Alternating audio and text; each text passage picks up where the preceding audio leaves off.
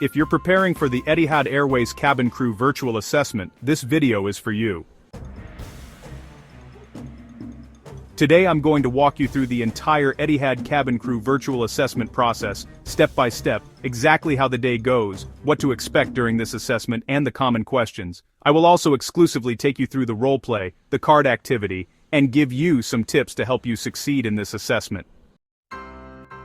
And please don't get confused between the virtual assessment and video assessment. The virtual assessment is one you do after you successfully completed your video assessment, which in other words, I would say video introduction interview. But if you have been watching my videos for a while now, I know you won't get confused. So, yeah, if you are new to this channel, please make sure to check out my previous videos. I have shared so many helpful videos to help you become a cabin crew with the top airlines in the world.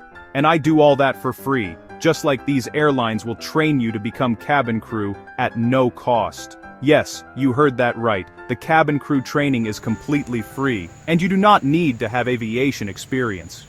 And guys, please make sure you pay attention because I always share all the information in my videos and still get comments asking the same exact questions I have answered, and it makes me wonder if you really watched the video. So if you really want to become a cabin crew, always make sure to watch my videos till the very end and take notes, please.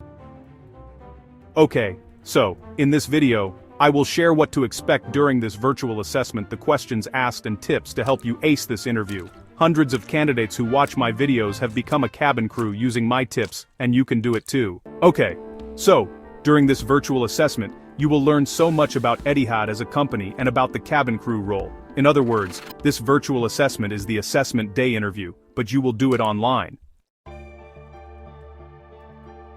The Etihad Cabin Crew Virtual Assessment takes place on Microsoft Teams. Candidates are interviewed individually and privately, even though you start together in the same meeting.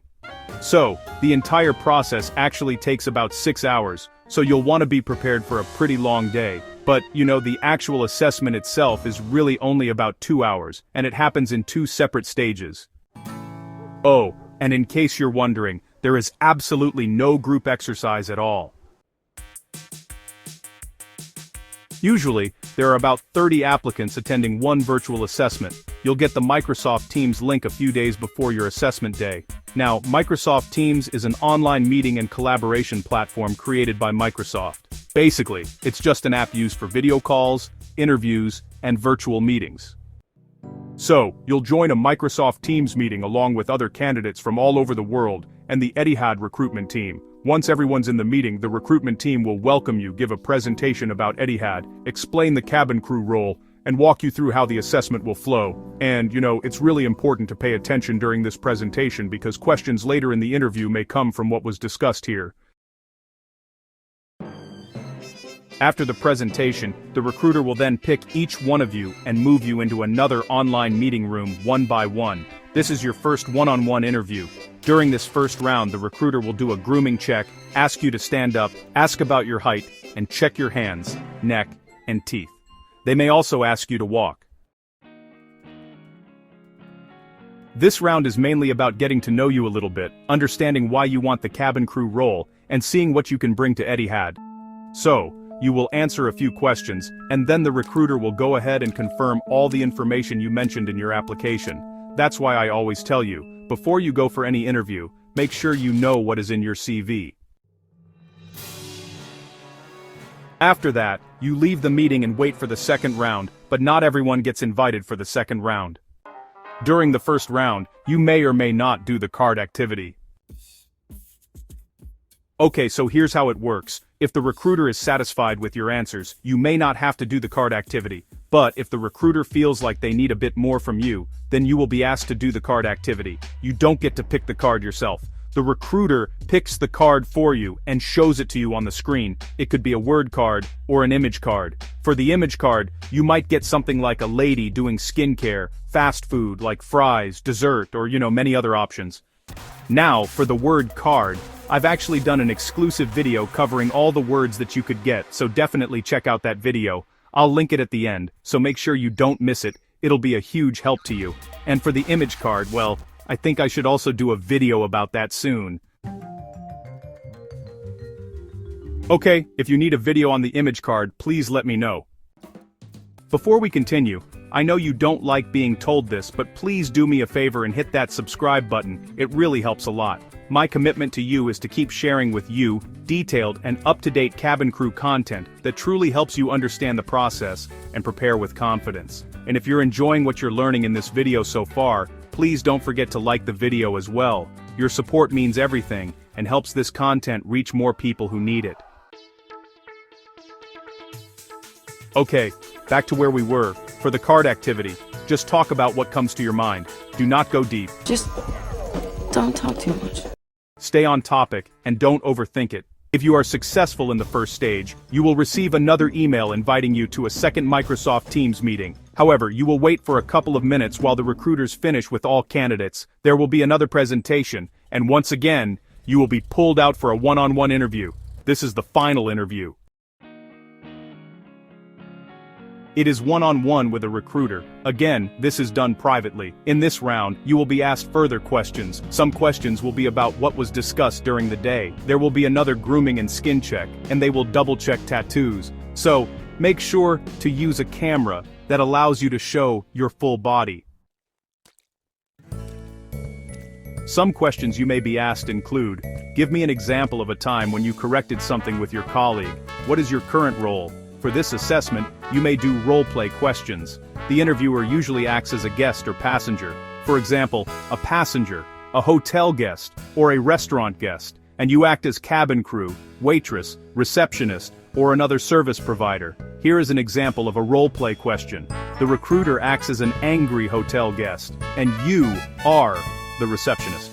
The hotel room he booked was not ready, and he was very angry. Your task will now be to calm down, offer more than one solution, and solve the problem professionally. Also, for the roleplay, I have done a short video, but if you need more examples and how to answer, please let me know, and I will make another longer video with more examples. And guys, please remember, as I always say, there is no one perfect answer. You can choose to use my same exact answers, or just use the strategy I use in my answers. That's why I never say, use my answers only. There's no perfect answer. How you answer is the only perfect way to give your answers. Don't watch too many different creators, just pick a few, 3 at most. That way, you won't get confused. And the main reason why most applicants stutter during the interview is because they have watched too many creators with different styles of answering the questions. Let me save you guys. Don't watch too many videos, just pick a few. Furthermore, the recruiters are looking for humans, not robots. After that, depending on the languages you listed on your CV, they may ask you to, read something in that language. For example, French or Arabic. And this is the reason I always tell you to not list a language that you are not fluent in. Only include a language that you can read, write, and understand everything. With these major airlines, especially the Middle East airlines, you don't need to be fluent in Arabic. The only mandatory language is English, and we have so many crew who only speak English. And don't worry about your accent, this is the same exact reason they are hiring all nationalities. Otherwise, if they only wanted perfect English, they would only hire in the United Kingdom. Okay, once you are done with this second round, they will tell you that you will hear about the next stage, which is the English test and could take up to 4 weeks. And guys, that's it for the virtual assessment. So if you pass this second round, you will receive the English test a couple of days later. Some candidates pass the virtual assessment, but fail the English test or fail the medical declaration. I have done a video on Etihad cabin crew English test, so make sure to watch it. I will link it too at the end of this video, so make sure to check it out too. Now, here are the most commonly asked questions during the first and second round, so make sure to write them down. Why Etihad? Tell me about yourself. How did you end up here? Why should we choose you? Why do you want to become cabin crew? Give me an example of how you deal with an angry customer. What do you know about Etihad? What do you know about the Muslim culture? What do you know about UAE culture? There will also be onboard scenarios to test how you react and how you solve problems. Questions depend on your experience and your customer service background. That's why different applicants get different questions. And please, as I always say, you won't be asked all these questions, just a few, but you never know which the recruiter will ask, so just familiarize yourself with them all. In this video, I won't be sharing the sample answers as I have already shared a video and guide on the same. For the guide, it is purely cabin crew interview questions and best answers. You can get your copy on the official Amazon store, check the link in the description box. Do not memorize answers. And when answering the questions during the interview, speak slowly, clearly, and listen carefully. Remember, during this assessment, you are with other candidates at first, but during the one-on-one, it is just you and the recruiter. The candidates are from all over the world. I know most of you stress a lot because of the card activity, but yeah, just to let you know, some applicants stutter, some give flawless answers, and that does not mean you would get eliminated. Just be calm and speak slowly. Again, do not overthink it, just say what comes to your mind, and be brief. I also get asked a lot, why do we have just a few male crew with most of the Middle East airlines? And honestly, the only reason I could think of is that most men just don't apply for these jobs. I actually tell a number of people these jobs are completely free, and the training is all free, and they just don't believe me. Anyway, but in 2024 and early 2025, most of my frequent viewers and subscribers were female, but now, the majority are men. So, yeah, I have a feeling in a few months or years, we're going to have lots of male crew.